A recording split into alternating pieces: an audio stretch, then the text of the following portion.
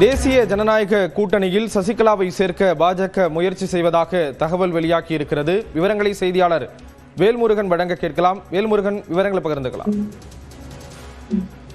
ஸ்ரீராம், குறிப்பாக மறைந்த முன்னாள் முதலமைச்சர் ஜெயலலிதா அவங்களுடைய தோழியாக இருந்த சசிகலா அவர்கள் தொடர்ச்சியாக தற்பொழுது சிறைவாசம் சென்று வந்த பிறகு அதிமுகவை மீண்டும் வந்து பொதுச்செயலாளராவதற்கான முயற்சிகளை தொடர்ச்சியாக மேற்கொண்டு வருகிறார்.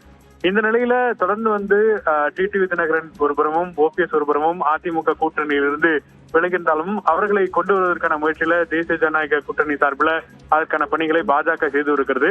இந்த நிலையில் சசிகலா அவர்களை குறிப்பாக அதிமுக பாஜக கூட்டணியில் கொண்டு வருவதற்கான அந்த முயற்சிகளை தற்போது தொடங்கியிருப்பதாக பாஜக நிர்வாகிகள் தகவல் தெரிவித்திருக்கிறார்கள்.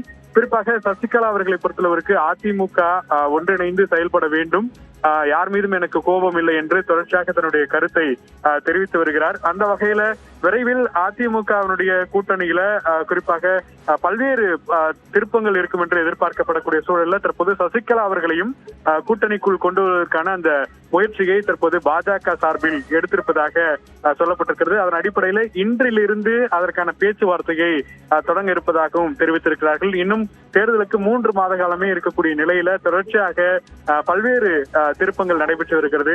விரைவாக டிடிவி தினகரனையும் அதே போல ஓபிஎஸ் அவர்களையும் தேசிய ஜனநாயக கூட்டணியில் கொண்டு வருவதற்கான அந்த முயற்சியை குறிப்பாக அமித்ஷா உட்பட பலரும் வந்து முயன்று வருவதாக தெரிவித்து வருகிறார்கள். குறிப்பாக எடப்பாடி பழனிசாமி அவர்களுடைய கருத்திற்காகவே தற்போது காத்திருக்கக்கூடிய சூழல்ல தற்போது இவர்கள் எல்லாம் ஒன்றிணையக்கூடிய பட்சத்துல சசிகலா அவர்களுக்கும் முக்கியத்துவம் கொடுத்து தற்போது இந்த தேசிய ஜனநாயக கூட்டணியில் கொண்டு வருவதற்கான பணிகளை பாஜக மேற்கொண்டு வருவதாக தகவல்கள் தெரிவிக்கப்பட்டிருக்கிறது. ஸ்ரீராம், விவரங்களை வழங்கியதற்கு நன்றி வேல்முருகன்.